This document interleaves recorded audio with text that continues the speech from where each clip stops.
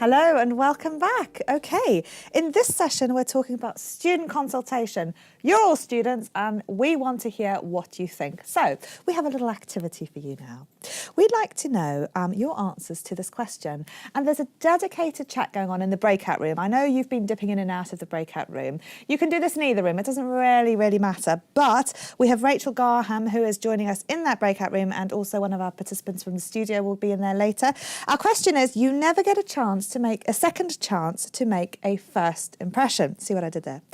What were your first impressions of the OU and what could we have done better? So that's the activity we'd like to know the answers to. Let us know your thoughts on that, and Sophie and HJ will feed those in to us in the studio. So joining me today is Kath, Alice and Sam.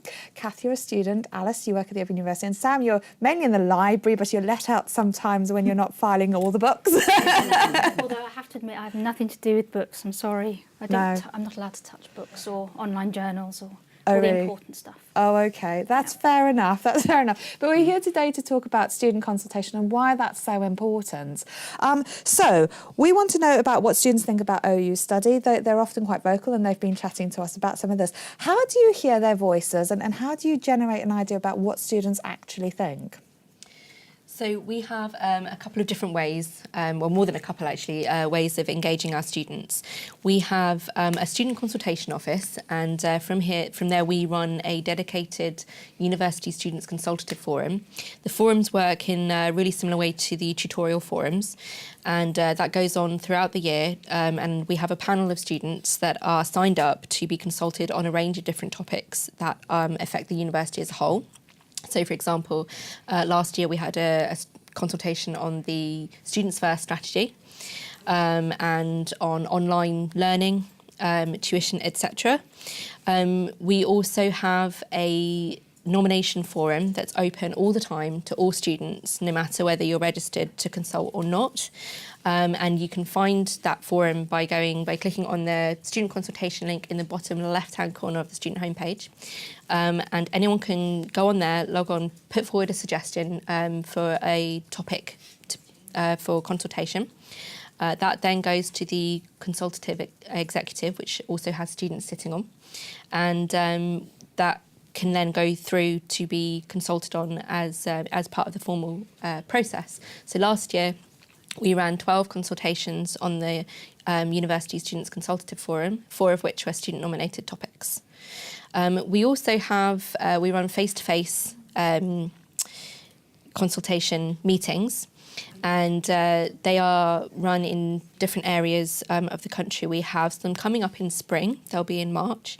Registration for those will open just after the Christmas break, and if anyone is interested in coming along to one of those, Kath, you've been to some, so you can let us know what it's like. Absolutely. They're great fun, really, the face-to-face consultation meetings, as you have a good mix of people there. You have some experienced students, you have some absolutely new students, you have OU members of staff, you have some tutors, you'll have some people from the Students' Association there just to find out what students are thinking. And everyone's all mixed up on the tables, so you get to hear from so many different voices. And as well as the actual formal consultation topics, for example, we were asked to talk about tuition last year, there's plenty of opportunity just to exchange ideas and see things from the other person's perspective. And it often opens up a whole lot of new ideas to you, things that you didn't really realise might be worth doing or might be an issue for some people. So they really are a fantastic opportunity. And in addition to the formal thing with the consultation and getting information from the OU staff hosting it, you usually get to hear from people in the Students' Association in the afternoon as well. So really would thoroughly recommend it. It's been great fun whenever I've been. And I would say that we are in the process of setting the agenda for those face-to-face meetings. And if there's anything you think should be on there, again, we can take forward any suggestions from that nomination forum topic. Excellent. Well, over half of our audience are at level 1, so they're either just starting out or maybe they're in their second module. So for new students, I guess this is a really good thing to know about, how to be part of the consultation. Now, somebody said, would you like to be consulted about this? It sounds quite official. And I'm not sure whether I would want to be consulted about these or go to a forum, because it sounds, I don't know, I think, well, what's that all about? How would I get involved? What do I do? Sam, how does it work? Is it that official, and how do people get involved? I think it doesn't have to be as official as it sounds. I mean, you'll know a lot more about the formal consultation forums than I do, but it's just having conversations in a forum environment. You're just having a written conversation about whatever the topic of the conversation is. On top of those formal channels, I mean, the library itself has a student panel which is dedicated to, instead of consulting, I think we talk about collaborating with us, working with us, because that's often students are leading a lot of the work we're doing, a lot of the areas we're exploring.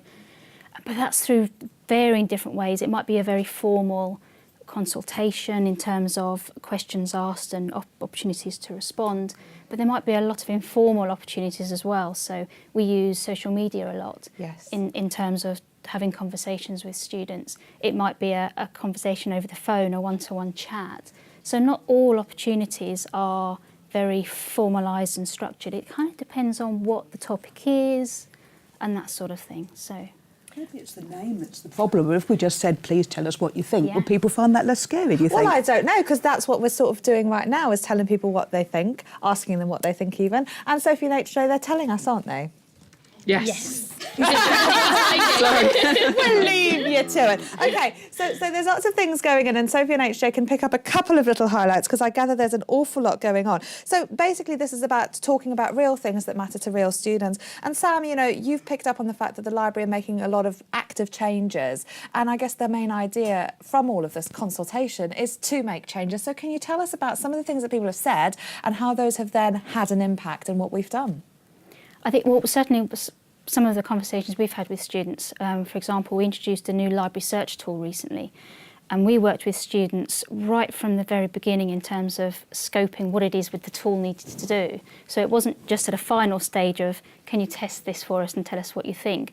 It was, how do you like to look for information? Let us come and observe how you search for information, what functionality is actually going to help that. Then we built prototypes, and we worked with students to assess those, and then we assessed other tools. Then they worked with us on the tool we bought, in making small incremental improvements as we went. Without having worked so closely with students, actually, we wouldn't have had such an effective search tool, and we continue to. We still continue to improve it. I wouldn't say it's perfect. It is a lot better, though, to be fair. And I think it's one of those things that often, especially with, when you've got such a professional lot of librarians, or collaboration of librarians, as I think as they like to be called, when you've got people who do things professionally, they've got different ways of doing things. And like you say, sometimes it's not always intuitive. Yeah. And we can think, OK, how are people doing things and how has it changed? And it certainly has become a lot easier, I know, for my students, a lot easier to use. I think what's important is we don't make assumptions about how something works for students. I think what's really important is that we understand their genuine experience. You talked about the student's experience, and I think we need to really understand the process students are going through in whatever service that is, whether it's searching for information, whether it's referencing. That's always a hot topic, isn't it? We need to understand what the real experience is and what their genuine needs are, because only then, I think, can we improve services, build new services that actually meet those needs. Yeah, you're absolutely right. And I think it's important not to underestimate the importance of smaller changes and suggestions that might seem small. So you might be sort of thinking, well, I don't think the button for this is very well placed. I really struggle to find it, and I think it would be better on this part of this webpage.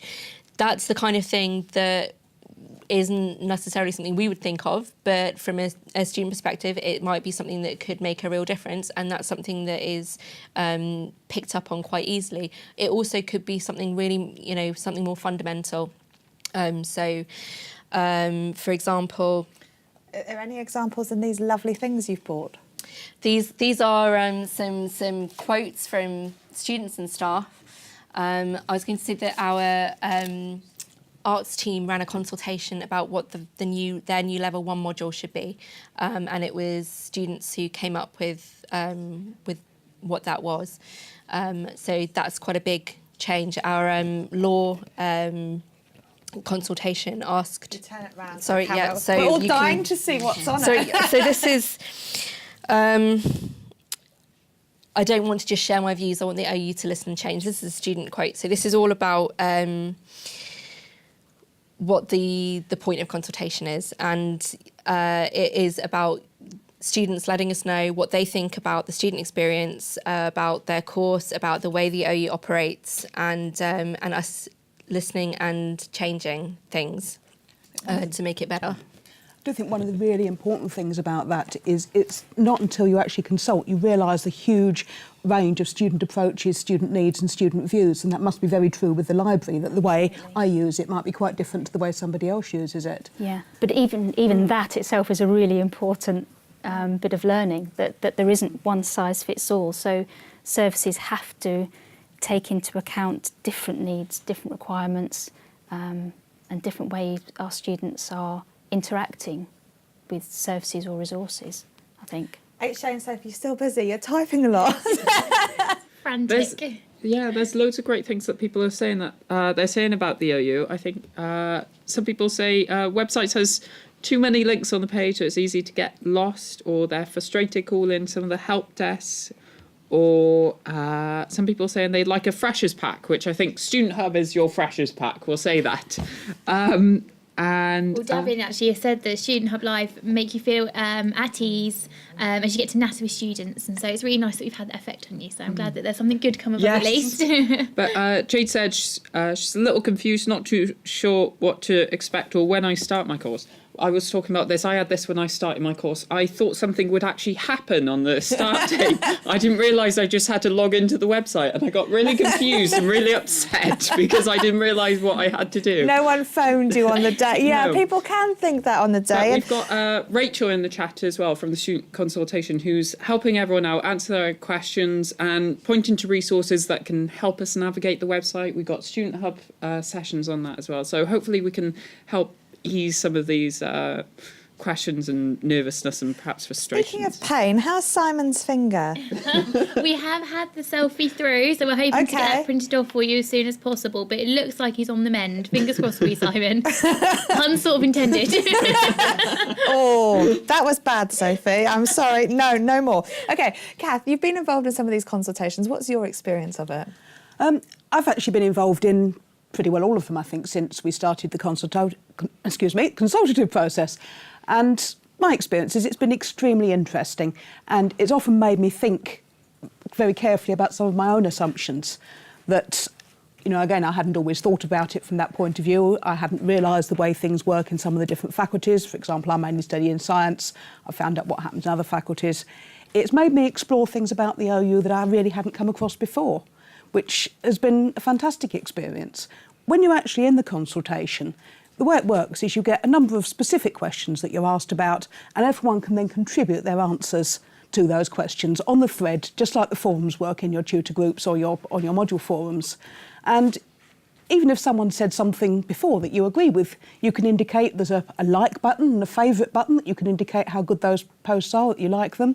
You can disagree. There's no problem with people disagreeing. One of the great strengths about it is that we have a plurality of voices here. And it's one of the reasons I'd really, really encourage new students to get involved. Because, to be honest, they've probably heard quite a lot over the years from people who've been around for a while like me. But we have a very different perspective, perhaps, to someone who's just starting now. So it would be absolutely brilliant to get a lot more input from people who are just starting now and to hear what their perspective on the OU is. And don't assume that someone before you will have said this already. I think there's huge value in just saying the things that you're experiencing, whether that's big or small. I mean, like you said, whether it's where a little button is. I think when we learn about these things, big or small, we can action them, we can do something about it. And that's the whole point. It's about improving the student experience. So don't think, oh, well, someone else will have mentioned this, or it's just a little thing. just whether it's through saying, certainly for the library, saying something through Twitter or on a Facebook post, or whether you want to get involved in one of the more formalised pieces of research, every little bit of information helps us deliver a better service for all students. So. No, thank you. Your final thoughts, because we're out of time, unfortunately. There's so much we could talk about, and you're going to join us in the chat, aren't you, Alice, as well afterwards? Absolutely. So do keep asking any questions, and this conversation and dialogue can continue after the session. But what's your final thoughts? I would like to just leave you with one of the overwhelming pieces of feedback that we've had from staff and from students in terms of consultation is that everyone wants more students to be involved and to hear more voices and get a more mix of students. And so anyone who's out there thinking, yes, I have a little thought I'd like to let you know, please do get in touch and let us know what you think. Lovely, excellent. And if you've got any thoughts about that, you can email us studenthub@open.ac.uk. And also, if you want to join the student consultation newsletter, just type student consultation in the email, send it to us, studenthub@open.ac.uk, and we'll make sure you're added to that. Sam, Alice and Kath, thank you so much. That's been a really interesting session, and we'll continue after this one. We're going to have a short break, and we'll show you a little, very short video about the student consultation process, which doesn't have any sound, by the way, so don't worry about that. And then I'll show you another little short video. Then we'll be back talking about BDNF. So that's going to be a very interesting session for anyone who's remotely interested in cognitive neuroscience, which I know a lot of you are. We'll see you very soon.